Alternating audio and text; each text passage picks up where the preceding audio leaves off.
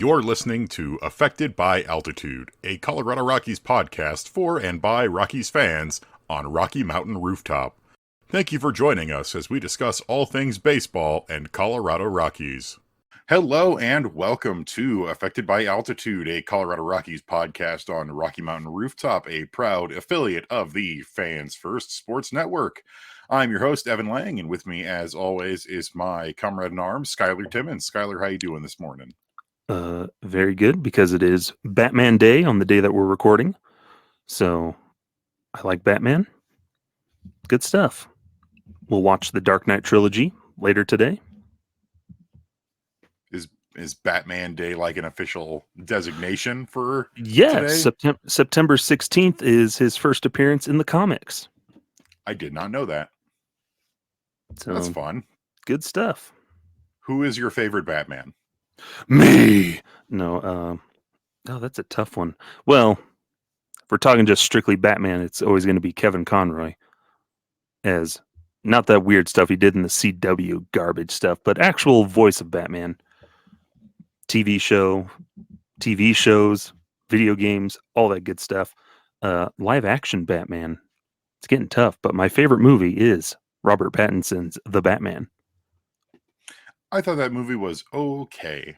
That movie is perfect, Evan. It's perfect. It's the perfect Batman movie. I mean, the perfect Batman movie. No, it's the perfect Batman movie. Mask of the Phantasm is pretty good. That doesn't count. Sure it does. That's a cartoon. Movie. It's got Batman in it. It's a cartoon. But Kevin Conroy is the best Batman, the voice of Batman in the animated series from the 1990s, as well as Batman in several animated features and the Arkham trilogy of video games. He's awesome. He's great. Mm-hmm. I will also point people to an article I wrote last year in March when the Batman was coming out about the Rockies' history and their records whenever a new Batman movie was in theaters. They haven't been very good when a Batman movie comes out. I mean, they haven't been very good when a Batman movie isn't coming out. Hey, but I looked at those records. Well, we have a lot to talk about here today, so we might as well just dive right into it. And the first major topic of discussion that we have is the return of Kris Bryant off of the injury list for his broken index finger. Back in, what was it? Was it June or July? End of July. Kris Bryant got basically plunked by Marlins pitching in 3 straight games in a series down in Miami. And one of those broke his finger. And so he went on the IL. A very similar injury to what happened to Charlie Blackmon earlier in the season as well, where unfortunately just getting hit by a pitch really unluckily caused that injury. But Kris Bryant is back, and overall, it's only been 4 games that he's been back so far, but he's not been bad. He's 4 for 15 with 2 home runs and 4 RBIs. He's walked twice and struck out 3 times for an OPS of 1.020. And Skylar, what are your thoughts on Kris Bryant returning to the lineup after all this time? With that contract, it's good whenever he gets on the field, when he's in the box, because I still like Kris Bryant. He's a good player. He's a good hitter. He's just had some really bad luck and has not been particularly the MVP caliber type of player the Rockies hope for. But he's going to go in there and take professional at-bats. And when he gets a hold of one, like those home runs, when he gets hot, he's a good hitter.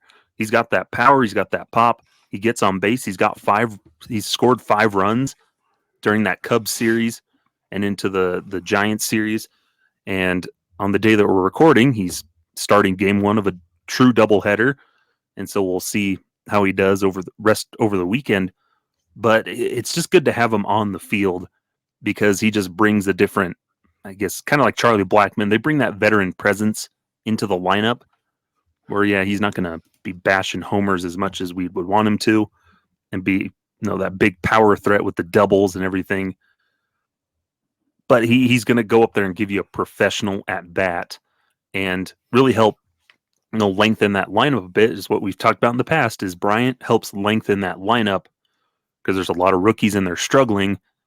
So you can plug him into that 2 or 3 hole and just kind of push some guys a little bit further down. We've seen Ryan McMahon batting in like a 5 hole more and more. So lengthening out that lineup, it's just good to have KB, healthy in the lineup, playing first base. I haven't seen anything egregious there, and DHing. It's good to have him back for what we're paying him.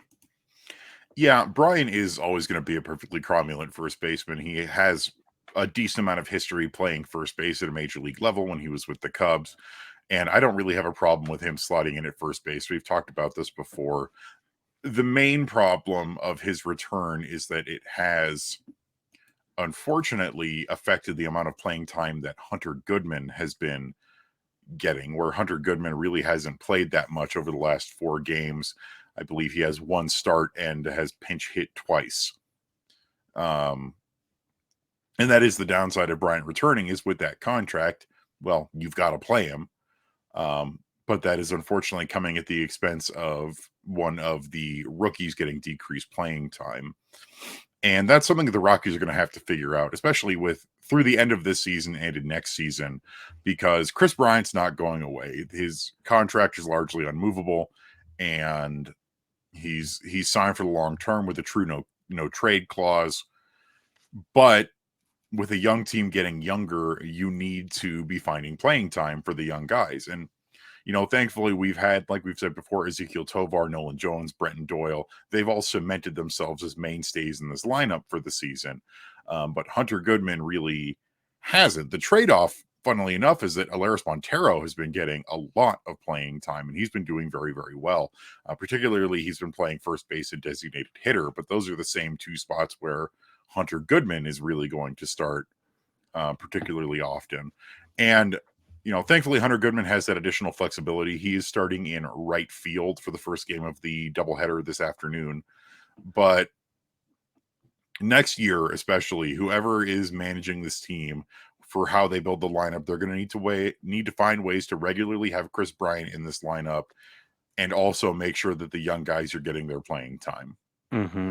And also just the nature, it could be a number of things. Hunter Goodman, his last couple of he's getting some bad tendencies. They talked about it on like the Rockies broadcast. He's getting out on his front foot a little more. So some bad tendencies are starting to leak it through for him. So he's probably working on stuff behind the scenes with Bam Bam Mullins and whatnot. But just the nature of baseball, it's going to be a disproportionate of playing time for guys. And something I've noticed, the Rockies bench is kind of awful at the moment. There's nobody reliable. I was thinking about it the other night of, man, I miss a Mike Moustakas type to come up in this situation with a runner on second in a big situation. And here comes, I'd say like a Brenton Doyle with a 198 batting average. But that's something that they have to figure out. So if Hunter Goodman can turn into that, really learn how to be a really good bench piece, where maybe he gets 1 or 2 starts during a week, but he's coming off the bench and critical situations can be a good pinch hitter, because we saw a couple times in that Cubs series, he comes in, gets a huge hit, or he gets on base as a pinch hitter.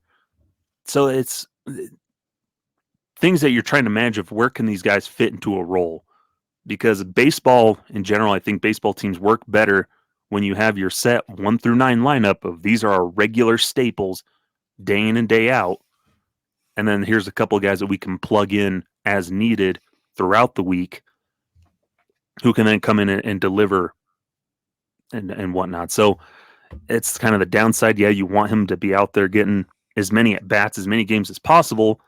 But there's also the reality of Charlie Blackmon. We're going to put him out there. We're going to get him in the lineup as much as possible because he's Charlie Blackmon. So we're going to throw him out in right field, and he's going to DH. When he's DHing, well, then Hunter Goodman or somebody can play out in right field. But then Chris Bryant's going to be playing first base. We want Chuck in lineup. He's DHing or in right field. Montero's got the hot bat. So they're just kind of juggling, trying to figure out who's going to be our staples moving forward. And now, if Hunter Goodman at the moment probably isn't at the top of that list in the depth chart, but he's up there. And so Maybe he's just working on some things. Be good to get him back to that hot streak that he came out of the gate with, because now teams are adjusting and he's swinging at bad pitches. He's out on his front foot. He just hasn't taken good looking at bats in his last couple of games. Yeah, and you're right that the Rockies don't have a particularly good bench. We traded Mike Moustakas, and that was the right move. But you really miss him at a time where our two major bench pieces right now are Harold Castro and Austin Wynns. Yeah, when you don't have any guys you don't have a Jason Giambi type. There's nobody that can really come in bottom of the ninth, 2 outs, winning run at second. You don't have a guy that can come up there and be a big bopper. You have I hope he can hit a ground ball that just skirts through into left field. Well, and I know we trash a lot on Harold Castro, but he has taken some good at bats this year. He's got a decent number of RBIs. He's been overall not great though, and it's a bummer when guys like Hunter Goodman are on the bench, but then guys like Cole Tucker, who was designated for assignment, he cleared waivers and was outrighted to AAA Albuquerque. Coco Montez, other guys who you could be bringing up to try and develop into these bench bat roles, and instead we've got these two gentlemen, and they're not completely without merit, though Harold Castro more so, with that one of the worst wins above replacement in all of the league. And Wins brings to the table the good relationship he has with the pitching staff and being a solid defensive catcher, but he can't really hit. And that's why it gets so frustrating when you have what the Rockies have done a lot is they pull one of the rookies or something in what is supposed to be a clutch at bat or clutch situation and go, we're going to put in a veteran. But then that veteran is Harold Castro, or earlier in the season, Jurickson Profar, and they either strike out or they ground out weakly to the first baseman. And it's like, well, what was the point of that? The rookie could have done that. I think the Rockies are going to need to find a more true bench bat piece than they have right now for going into next season.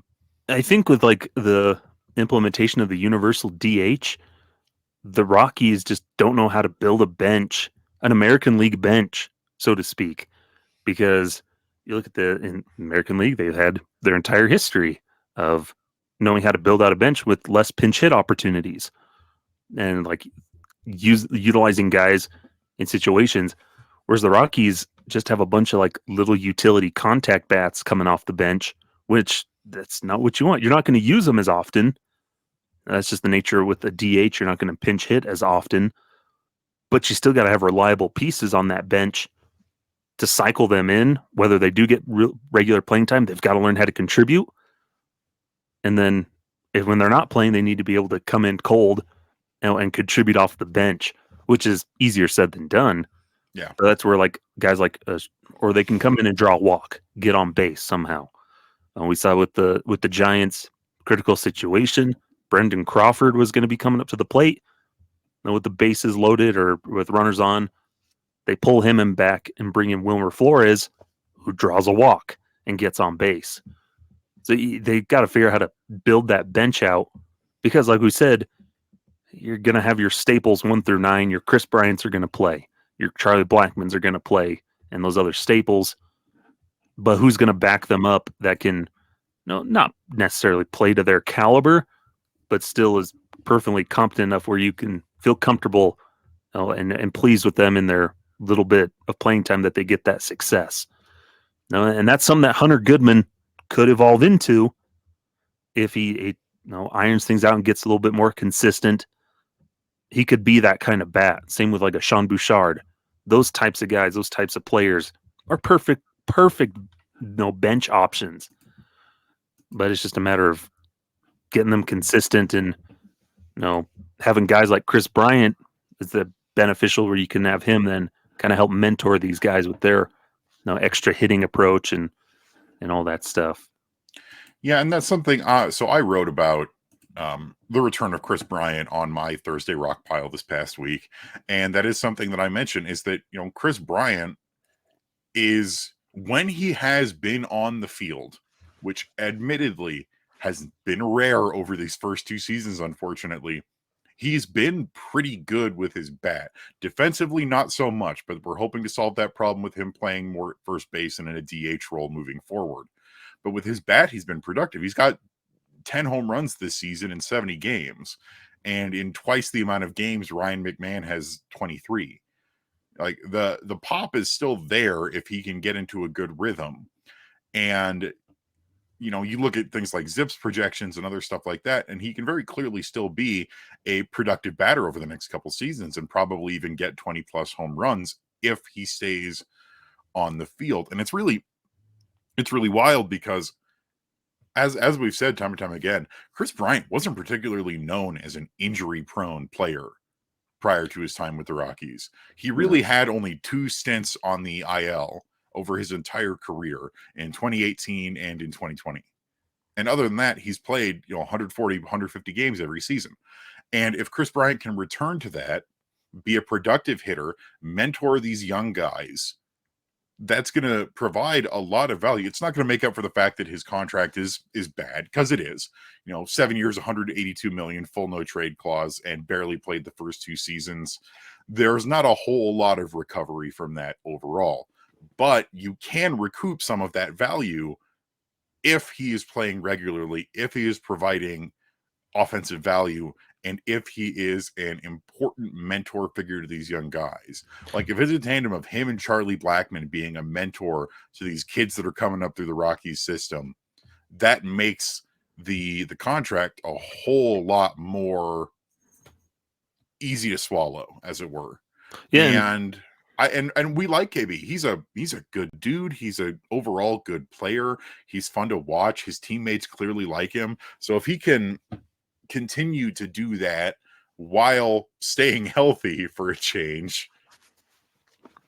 yeah, and we've already seen there's articles that come out of that quiet leadership role he has in the dugout and in the clubhouse. He doesn't seem like the most outspoken guy. He's kind of reserved, kind of quiet. It seems like, but behind closed doors and in the clubhouse, he's a leader of this team. And I'm sure a lot of these younger guys look up to him. Because he's the guy that has that pedigree. He's got the MVP. He's got the Rookie of the Year award. He's an all-star. He's got a world championship ring on his finger that I'm sure he probably can show that off sometimes. He's no, heck yeah, bring that into the clubhouse, show it around. This is what we're aiming for, fellas. He has that ability and that opportunity to be a really key leader both on and off the field. And a big part of that will go towards helping that is, like you said, staying healthy. Because when your leader is healthy, he can then help rally the troops. Your general and captain is leading the charge instead of sitting back on a stretcher in the tent. Be like, go get him, fellas. And then goes back to scrolling on his phone. Him being on the field is really important for the Colorado Rockies. Yeah, we don't like that it takes away playing time, but that's just the nature of the game and the contract, the business. And both the Rockies and maybe even us as fans and people that cover it have to temper our own expectations and attachments to prospects. We're like, I want him to play, but Chris Bryant is who we've saddled our wagon or hitched our wagon to. So given choices between like Hunter Goodman and Chris Bryant, well, I'm going to have to take Chris Bryant on that field. Yeah. Now, if it was Jurickson Profar and Hunter Goodman, then we're like, we're going Goodman. Well, and now it's Harold Castro and Hunter Goodman. And the hope is that, and I hate for anybody to lose a job, but the hope is that next year Harold Castro is not here. And even just having guys like, Castro and even Austin Wynn's not on the bench opens up bench opportunities for other guys, opens up more bench at bats for Hunter Goodman, lets you call up Willie McIver to be a backup catcher, or lets Hunter Goodman be the backup catcher, because Goodman is a catcher in addition to being first base and outfield. So next season is, I think, what we're really going to be need to looking at with Bryant, with how the bench is constructed. The big thing next season is that, in my opinion, Bryant's got to play at least 100 games. Mm-hmm. And hopefully he can. And that goes back to that bench of these guys, with some of these older guys, they're probably going to protect Bryant a little more, trying to rest him more, keep him healthy throughout the season. So, no, like 120 games, that's kind of the goal, the upper echelon of goals. Who can you have that can back him up and be key contributors? Maybe it's Elias Montero, those types of things. And the thing is, you can still have, like, Chris Bryant's not been a good outfielder this year. Like, that's perfectly true. But you could still rotate him into right field occasionally to put another guy at first base, to give Chuck a day off his feet, to change out who's going to be the DH for that game. It's another one of those things where, the Rockies love their defensive versatility. And, it is thankful that Bryant has at least the ability to play a bunch of different positions. Does he play them all well? No, but he can play at least some of them decently. Unlike Harold Castro, who's very much a jack of all trades, master of none when it comes to his defensive versatility. He can play most positions okay, but there's none he really excels at. And I think Bryant, with his experience at third base, with his ability to play first and his history playing first, I think he can be a perfectly solid first baseman. Now, the problem is then you have to find spots for Elias Montero and Hunter Goodman and anyone else who can play first base. But it gives you a lot of ability to work with. I've been playing a new franchise in MLB The Show 23, where I usually just do fantasy draft, but I'm actually just taking the Rockies as they are built right now and working through season, move Bryant to first base, and that's just shuffle him into right field when I need to. Somebody needs rest, and then you can plug in guys. That defensive versatility and him being able to play first base opens up some doors for things going forward, prospects that are possibly able to play next year. That him being able to play first base now opens up opportunities for other guys moving forward and other bench spots. And a lot of people, and this segment's running a little long, so we'll wrap it up here. But a lot of people, will shout, "Oh, Ian Desmond, oh, Daniel Murphy." Here's the difference between Chris Bryant and Ian Desmond, or Chris Bryant and Daniel Murphy. Chris Bryant is not technically playing out of position by playing first base. Chris Bryant has been a first baseman before. Yeah. When he, with the Cubs, he played a bunch. They're just shuffling around. Played in college. Played in high school, I believe, as well, some first base. Yeah, when you have a guy that can say, "I already have a glove broken in," like that's a pretty good sign he knows what he's doing over there. And it's pretty easy for a third baseman to become a first baseman. Yes, that it's a skill set that translates a lot more evenly from one corner to the other versus like outfield to first or shortstop to first, or Ian Desmond's case, shortstop to outfield to first. Yeah. Ugh, what a weird career path that is. Real quick before we take a break. So in your Rockies franchise mode, who's your starting nine? Let's see. I may not have my batting order, but Charlie Blackmon leading off. Then he's usually my DH. And then I have Tovar at shortstop, Chris Bryant at first, Ryan McMahon cleanup, playing third. Then Brendan Rodgers is batting fifth because I like a good right left as much as I can. It's very satisfying. Nolan Jones in left field. And then after him, it's Diaz batting seventh. And then I have Michael Toglia has been my starting right fielder. And he's doing pretty good. And then I have Brenton Doyle rounding things out in center field.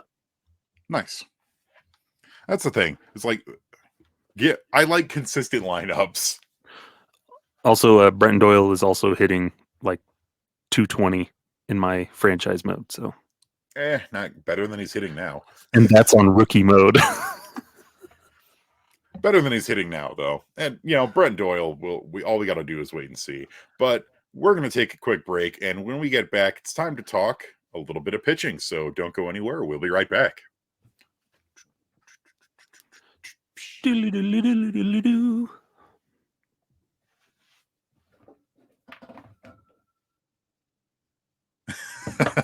Welcome back to Affected by Altitude. Thanks for sticking with us through that ad break.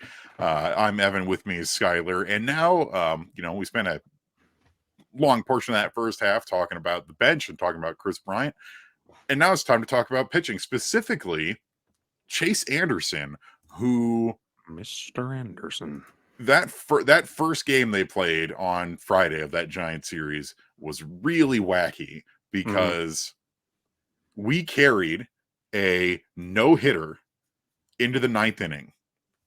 We were losing into the eighth inning, and Chase Anderson had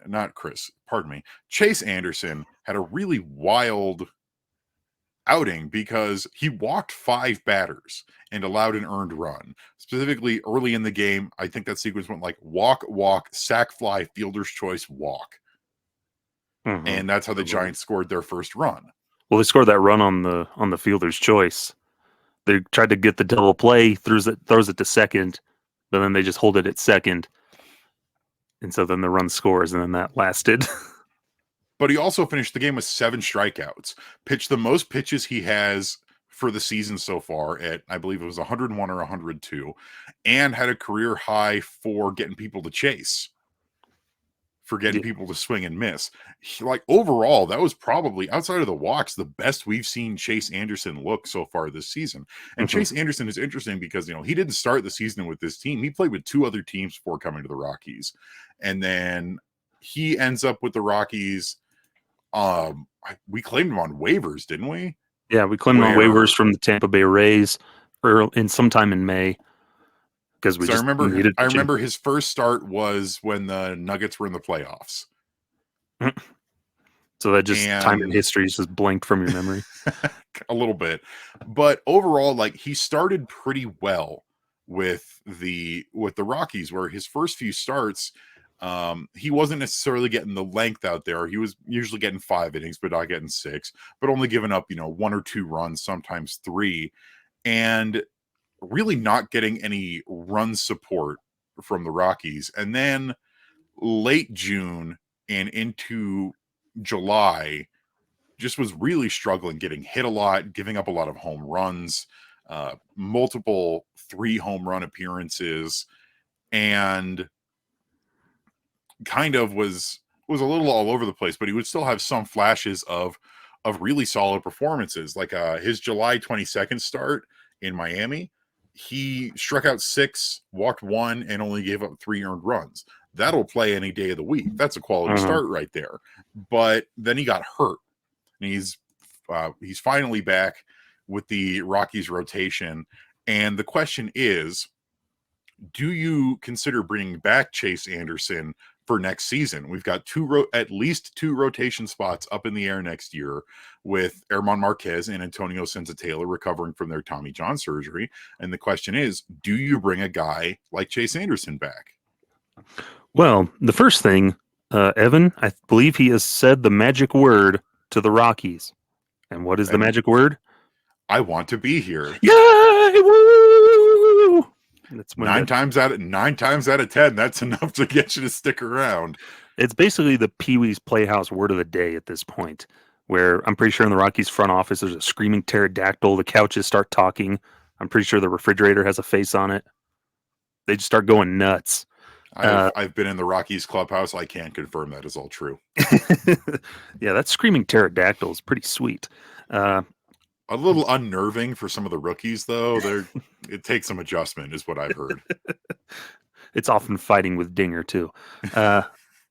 But he says the magic words. He's informed the team he wants to be here next year, or he wants to come back if that's a possibility. And we're in a Jose Urania situation again, where he's had some decent outings. Now, overall, Chase Anderson hasn't had a ton of success. The numbers don't look great, but he's been pretty serviceable at Coors Field, has an ERA just under 5 there. He's been a solid veteran rotation piece, and he's another one of those guys that kind of feels like he could be this seems like a textbook thing. They must teach this in a class somewhere in the players union of, hey, are you over the age of 35 and you still want to play? Tell the teams that you feel like you could mentor the rookies and bring stability to the rotation. Because we saw Chuck say it. And Chase Anderson said the same thing where he feels like he could bring some stability to that rotation, help mentor some more of these young pitchers, which Rockies are going to need it. And like you said on that game for Anderson, that was good. The home plate umpire wasn't doing anybody any favors, so that probably contributed to a lot of those walks too, having to throw extra pitches in that 100 pitch count. But we've seen those glimpses of what he can do to be a successful, competitive pitcher. Now, he hasn't been elite, but he can show what it means to just be competitive. And a lot of those games, a lot of those starts he's had this season with the Rockies before, running into some tough times and some arm trouble, just fatigue with his arm, he's been effective and a solid, back of the rotation piece, and a kind of piece that you want in a rotation.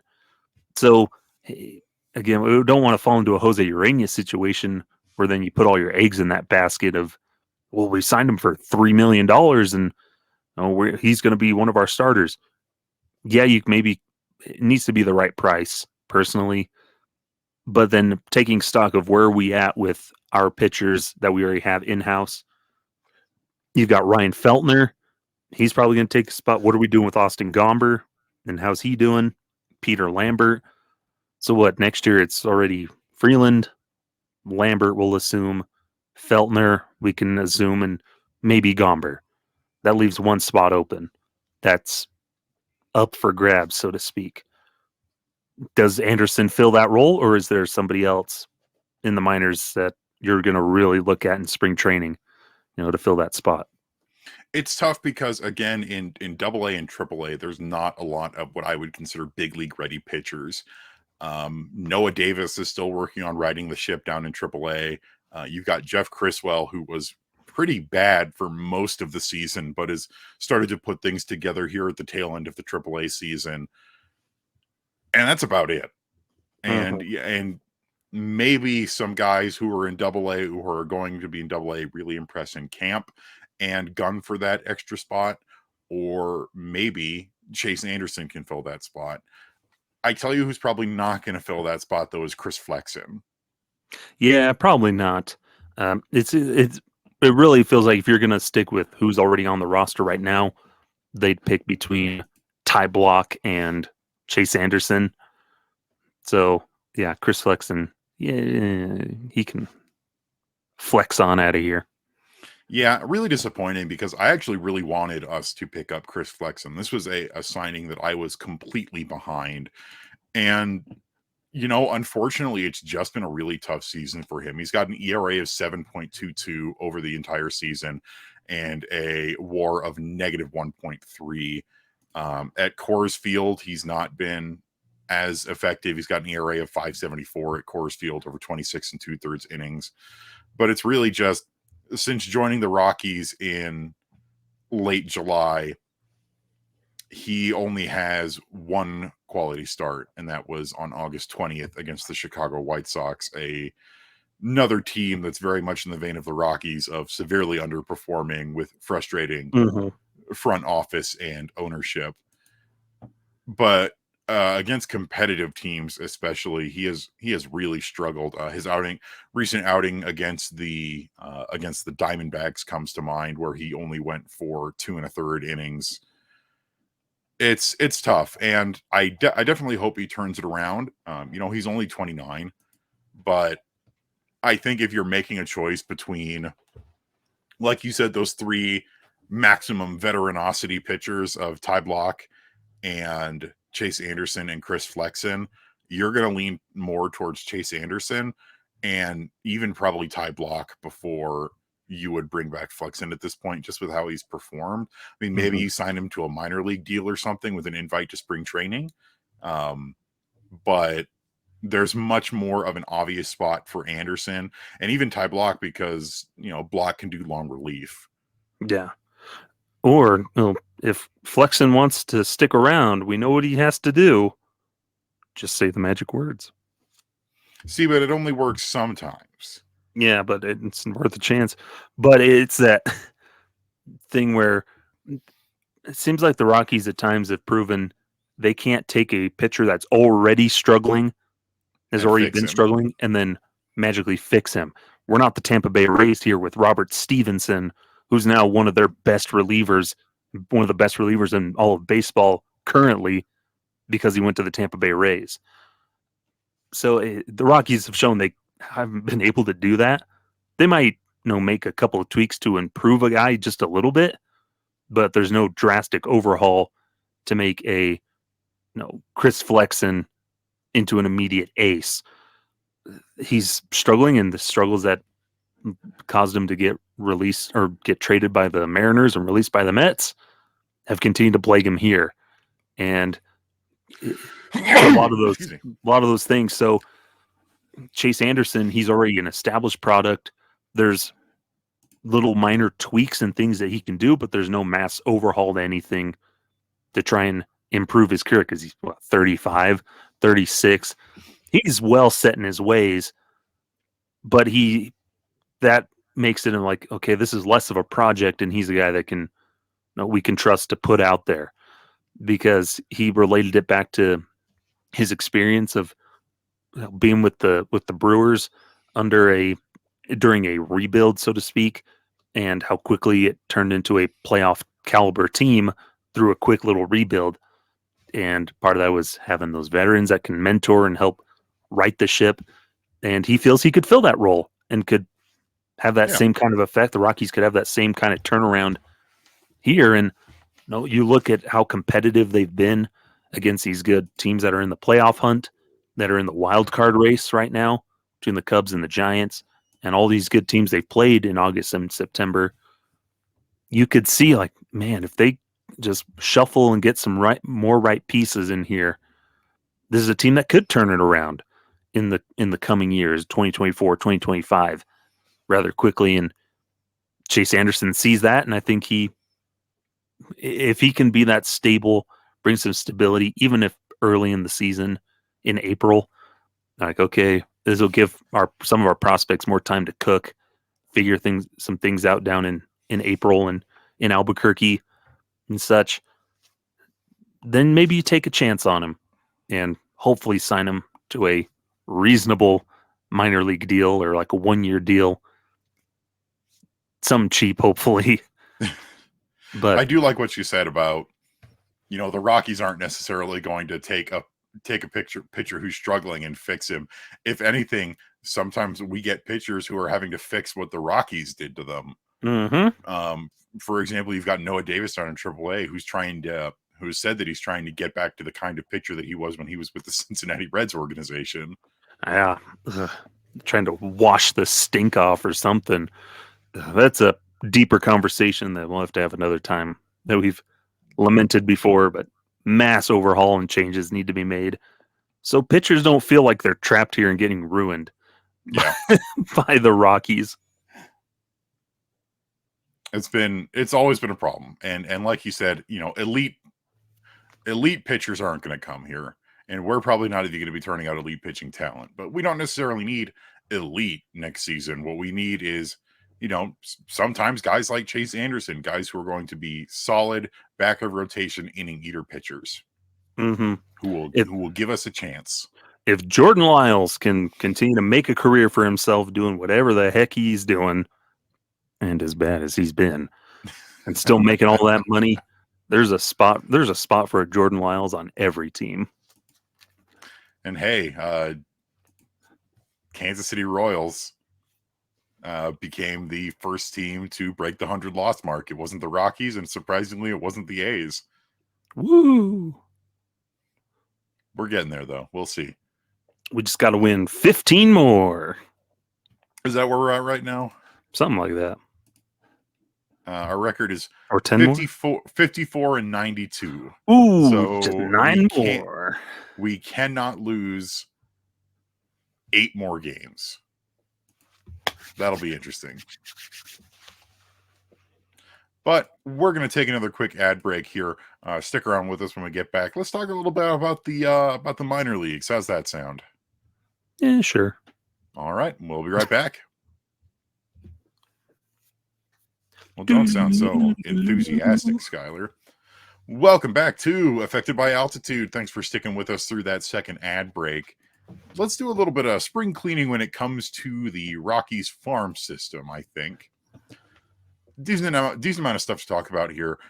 Probably the first on our list is that the Fresno Grizzlies, the Rockies low A affiliate out in Fresno, California, had a really, really great season. Mm-hmm. Like, absolutely fantastic. They had the best overall record in the California League. Really, really fun team to watch. Lots of exciting young players. My favorite is their closer, Zach Agnos. And somehow, despite finishing with the best record in the California League, they did not make the playoffs. Yeah, that's just kind of the nature of the minors when they do the first and second half winners, where it doesn't matter what you do cumulatively because your record resets at the halfway mark, because then they start tracking what it is for that half, and they just come up short in both halves, don't get to make the playoffs, but then overall have the best record. So it's just funny that that's just how it works in the minor leagues. But yeah, phenomenal season for Fresno. They've had, since joining the Rockies organization, Fresno is just continually just a powerhouse team in that Carolina League, or California League, not Carolina. But they've been phenomenal down there. They have that infrastructure. And this is when I talked to Stephen Rice, an interview you can find in our podcast feeds and on our YouTube channel. My chat with Stephen Rice, the play-by-play voice of the Grizzlies. They have that infrastructure and culture from their history as a AAA affiliate in the past, but then they bring that entire infrastructure and stuff down to a low A level. And I think he said like joining the Rockies has been like one of the best things to happen to the organization. Is they have this wonderful talent, they have an incredible coaching staff, and the Rockies, it's a testament to some of the Rockies drafting and developing there in that lower level where they're having guys that come in and are just phenomenal, and the teams are coming together. And Fresno's a great baseball town, and I know that they were disappointed to see them no longer be a AAA team out there at Chuck Tansey Park, but they're still coming out to support the team. The Fresno Grizzlies had one of the best attendance rates in all of low A this year. Mm-hmm. That's awesome to see. And their fielding it's always exciting to watch the Grizzlies because the youngest and most exciting guys are on that team. I mentioned Zach Agnos, who he's 22 years old. This was his first full season. In 47 appearances, he had 27 saves, 52 and a third innings with an ERA of just 2.06. That's super, super solid. Lots of strikeouts too, 68 strikeouts compared to 13 walks. And there's other fun pitching down there too. You've got guys like Braxton Hyde, Bryce McGowan, Michael Prosecki was a really nice surprise this year. He had an ERA of 2.72 and 21 starts and 109 innings pitched. A ton of strikeouts for him as well, 125 strikeouts. Mm-hmm. And then you turn around and on the position side of the ball, you've got guys who are just drafted and just coming out of the Arizona Fall League and hitting their first professional season. You got guys like Cole Carrig, Kyle Karros. Great team to watch. I always love watching them. Skylar Messenger. Mm-hmm. Dion Jorge was really good this year. Yeah. Just super fun. And we love the Fresno Grizzlies. I'm super happy to have them as one of our affiliates. And it's not often that you hear somebody say the Rockies were the best thing to happen to us. Yeah. And the organization just supports them down there. It's a good union, it sounds like, and a lot of fun down there, because then they're the stepping stone, they're the building block. And what better way to begin your journey through the Rockies organization towards the big leagues than have a team that has a nice foundation and the infrastructure and stuff to build towards getting to the back, because they're basically joining what was a AAA organization, but now it's at the bottom step instead of at the top step towards the big leagues, and that just elevates the rest of the organization system. So good for them. Yeah, so big congratulations to a great season for the Fresno Grizzlies. Next on the list is the High A Spokane Indians. Spokane finished just a little bit below 500 this year with a 62 and 67 overall record. Kind of a disappointing season for them, but they were still a fun team to watch when you had the ability to watch them. One of my unfortunate gripes is that Spokane games are rarely televised. Yeah. So you can't really take advantage of MILB TV or your MLB TV subscription to watch them like you can other teams in the farm system. But always a treat to watch them when you could. And, Mm-hmm. you know, they had a lot of really, really fun talent. They had a lot of really fun talent this year. It's a tough step up from high A to from low A to high A, and we saw that this year. But still, you know, lots of interesting guys coming through that system. We had some interesting players on rehab assignments there. So you had Brendan Rodgers and Sean Bouchard and Tyler Kinley all have rehab assignments in Spokane this year. That was fun to watch. Probably the most exciting pitcher that they had down there on me was Gerard Candy, who in 19 starts posted a 3.25 ERA over 105 and 1/3 innings. Another good strikeout guy, 109 strikeouts to just 26 walks. Mason Albright pitched for a bit down there as well. Bryce McGowan. And Evan Justice started his season down there and made it all the way to the big leagues this year, where Evan Justice made 10 appearances and didn't allow a single earned run to start the season with Spokane. They also had, Sterling Thompson, Jordan Beck spend some time down there, start the season down there. They're all up in Double A. Carson Palmquist has had overall a good season, and now he's up in Double A doing stuff.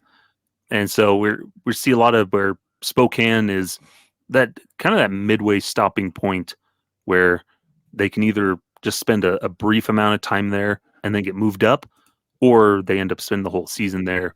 And we saw Benny Montgomery has been there pretty much all season. So it's a good building block place. And again, another one of those good challenges, but where if you really succeed there, the Rockies are going to be quick to move you up to Double A, to Hartford. So it's an interesting place, but still a good organization for structure there up in the Pacific Northwest. And yeah, it's still a really good season, 62-67, not too shabby overall. And they still don't they haven't had a title in a couple of years. They have a great Twitter account, X account. It's Twitter. Really fun. Twix. They have a good account there. They're a pretty fun organization. And hey, if they want to start broadcasting games, I will move out to Washington and bring a camera and just video the games myself and do play-by-play. I will gladly do that. I'll gladly do that job. And the thing I love about Spokane, you mentioned it being a good stopping point or midway point. We had also guys like Adele Amador and Ryan Ritter down there as well for a little bit. But then you have other guys who really shined this year that didn't really get a lot of the spotlight. Unfortunately, he ended the season injured, but Zach Kokoska had a really, really good season down there with Spokane this year. Braxton Fulford made his stop down there as well. He's up with Hartford now. It's the middle, in my opinion, some of the most interesting games to watch are the ones in those middle levels of the farm system, and your high A and your Double A, because it's such a transitory bump. Mm-hmm. And we also had Gabriel Hughes. Unfortunately, he ended up with Tommy John surgery by the end of time. Got it at the same time as Senzatella, but he started his season down there in Spokane and was doing pretty hot and figuring things out, and then moved up to Double A. So it's a good little breeding ground. And if you can hit the ground running when you get to Spokane, you'll get a quick bump up to Hartford. But yeah, it's a shame we can't watch them more.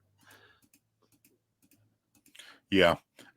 Team you can watch is pretty frequently is the Hartford Yard Goats, Double A affiliate. They had a pretty tough season this year, 57-75 overall record under manager Chris D'Onofrio. They're going to miss the playoffs, but they've been eliminated for a hot minute.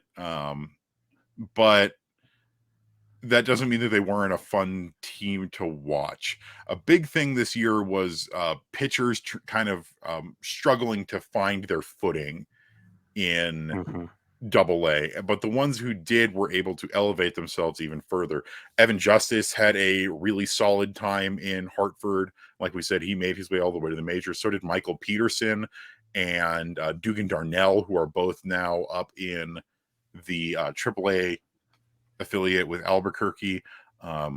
Probably the biggest name that we saw all the way up to Double A this year was, like you said, it was Gabriel Hughes before he ended up getting Tommy John surgery, and he was still piecing it together. He made 6 starts for an ERA of 7.14, but he definitely was showing the flashes there that this was a league that he could figure out, and really hoping that he's able to come back next year or 2025, I guess, and be healthy and ready to go, because he is such an interesting prospect in this organization. Probably the biggest name, though, this season down in Hartford is Yanquiel Fernandez, who's made it all the way up to Hartford, and he is struggling a little bit to find his footing compared to how he was doing with Fresno and Spokane. But the Rockies delegate for the Futures game this year has 8 home runs and 25 RBIs in Hartford. Has looked overall solid, though he's striking out a little bit, and his batting average and on base percentage are a little low. Same for Ryan Ritter, who was really, really good in low A and high A, but is still working on finding his footing at the Double A level. The guy who didn't really need to find his footing was Hunter Goodman, who had 25 home runs in a not as hitter friendly league down with Hartford. Then he made his way up to AAA, lit the world on fire, and now the rest is history. And then, I'd be remiss to talk about Hartford without mentioning Drew Romo, who's really at the tail end of the season been putting things together very, very nicely. Overall hitting 253, 313, 441 with 13 home runs and 47 runs batted in, 18 doubles, 2 triples, and just a really strong defensive catcher as well. It's nice to see him finally putting it together, and I think we'll see him at AAA or higher next year. Yeah, it's the couple of those guys. Drew Romo, Zach Green was dealing with the injury, so he didn't have a great year down in Double A. But Drew Romo was having a good year. Jordan Beck has had a pretty strong year, as well as Sterling Thompson. Those guys are future pieces, so good for them in Hartford. They're doing solid stuff. They got a little bit of time left here in the season still, but just good to see them keep on growing and keep on rocking. And fun to see where these guys end up next year as they continue to storm their way up to the big league level. And where that brings us to finally is the AAA Albuquerque Isotopes, who are still in it. They are not yet eliminated from playoff contention. They are 4 games back in their division in the PCL, behind the Round Rock Express and the Oklahoma City Dodgers, with an overall record, overall record sitting at 63 and 79. And we're wishing them luck. Hopefully they can squeak into the playoffs here. That'd be really cool. The real thing to talk about with Albuquerque this year has been the struggles of the pitching staff. Walks especially have been really bad this year in Albuquerque. We mentioned Jeff Criswell a little bit earlier. Jeff Criswell, in 116 innings pitched and 28 starts, has 69 walks. Ooh, nice. Not nice. And the BB9s up there are pretty tough. You have guys who have BB9s of 8 and 9 and 7. So it's a little tough, and that's definitely something that I would like to see improve next year. But you do have some guys who are standing out. Evan Justice was pretty solid down there for a little bit. Ty Block was great down there, working as both a starter and a reliever. You've got Noah Davis, who's working on putting together the pieces to try and become a pitcher, like we said, more like what he was like when he was down in with the Cincinnati Reds organization. Probably the guy who stands out the most is 28-year-old Chance Adams, who's got a 3.99 ERA, which is pretty strong for somebody pitching down in the PCL. And we also had Tommy Doyle, also been very, very good down there. 30 outings, ERA of 2.65. So the pitching's not all bad down there. But really, what always turns heads down in Albuquerque is the offense. And you've got some guys who are really standing out who you wouldn't necessarily think so. Probably one of my favorites is outfielder Jimmy Herron, who's quietly put together a .916 OPS season with 18 home runs. But then you've got, when he was down there, Alaris Montero proving that he's got nothing left to give the PCL. It's big leagues or bust for him. Aaron Shunk had a really good season. It's nice to have Winton Bernard back, fan favorite down in Albuquerque. And then you've got guys like Nolan Jones and Hunter Goodman, who during their time with the Isotopes just were absolutely blisteringly hot to the point where there was no excuse to not have them on the big league roster anymore. Mm-hmm. Yeah, Jordan Pacheco doing some good stuff down there in AAA Albuquerque. These Rockies just really have to figure out pitching depth. That's been the glaring problem for Albuquerque, is just they haven't had starting pitching to have down there. They're getting slowly some more, but they got to figure out how to help these guys be successful there so they can be successful at Coors Field. Yeah. Though granted, success in the PCL doesn't always translate. Chris Flexen and Dinelson Lamet both had, for the limited time that they were down in AAA this year, both were really good. And then that unfortunately didn't translate to big league success. Mm-hmm. But go Topes. Hopefully they can clinch a playoff spot. If not, still an overall pretty good season. Been a lot of fun to watch. And they're one of those ones where every one of their games is televised for the most part. So you can always turn on your MLB TV and pop on a Topes game. And I recommend you do so. Last couple things that we will kind of just sort out. General housekeeping. It's been announced that pitcher Jaden Hill and outfielder Benny Montgomery are going to be the first two delegates for the Rockies in the Arizona Fall League, which is coming up hot on the heels of the end of the season this year. Arizona Fall League is very good. I consider it like a finishing school. If you go to the Arizona Fall League, it means they think you're getting close. Which makes it weird when like Zach Veen just tore it up last year and then just comes out of the gate struggling. Oh, turns out his wrist is jacked up. Yeah, his wrist is turned into spaghetti. But yeah, there's people that are still skeptical about Benny Montgomery.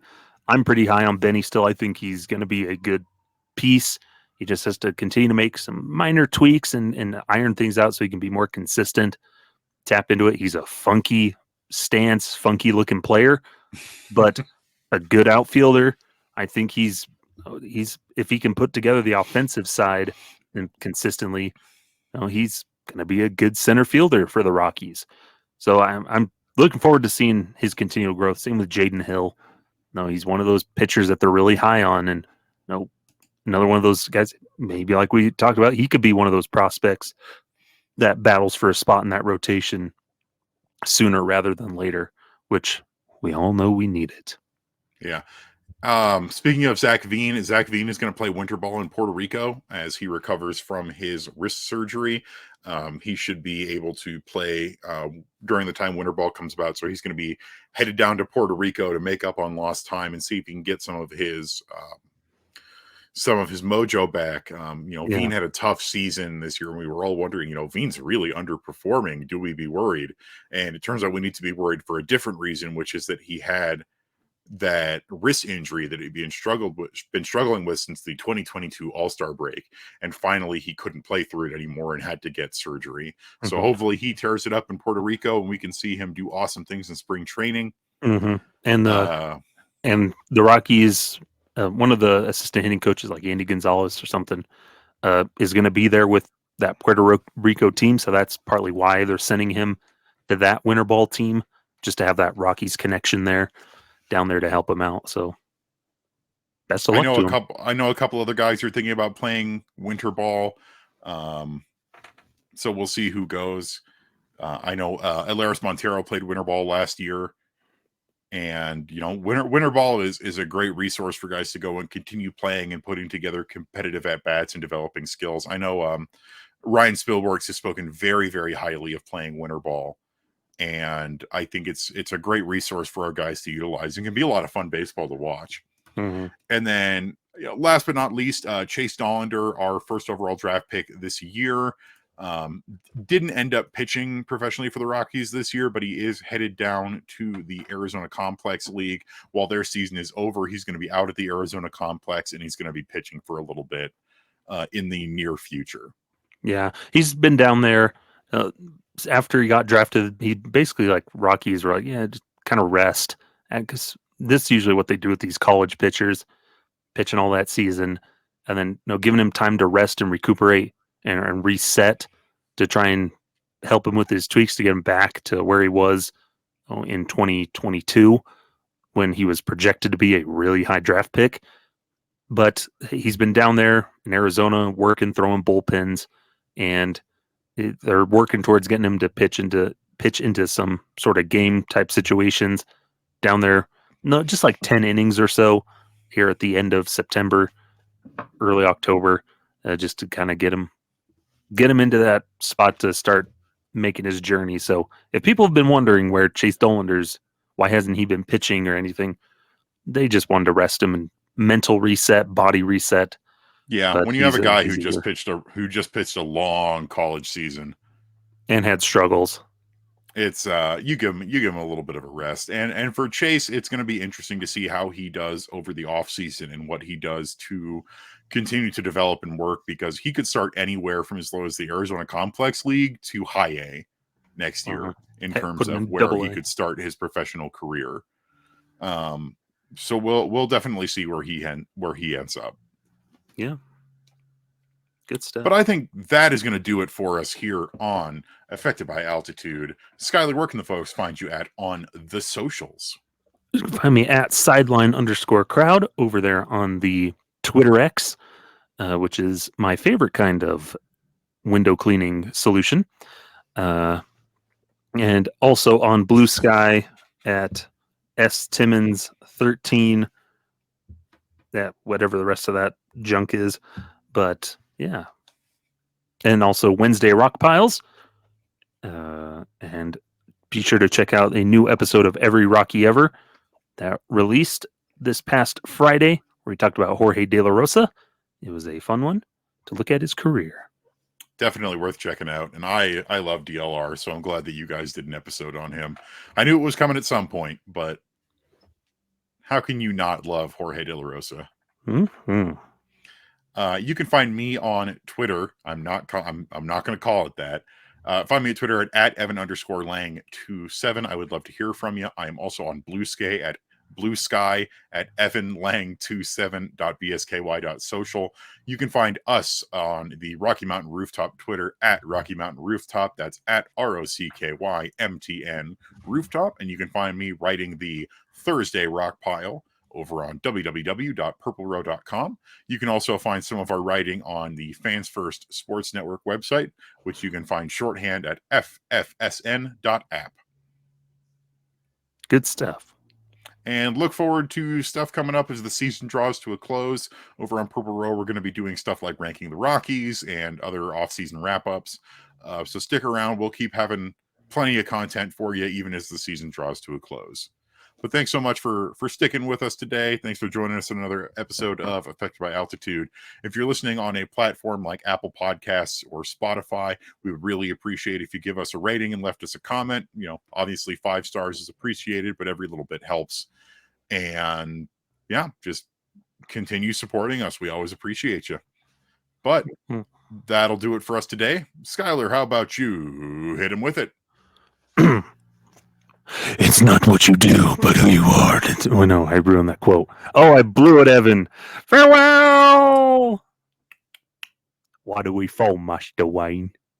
So we can learn to pick ourselves up again. You're so busy trying to be Batman. I'm Marco Kane. No, brother. They expect one of us in the wreckage. Rachel! It will be very painful. For you. When Coors Field is ashes, then you have my permission to cry. Farewell! I know how I got these scars. By watching the Rockies.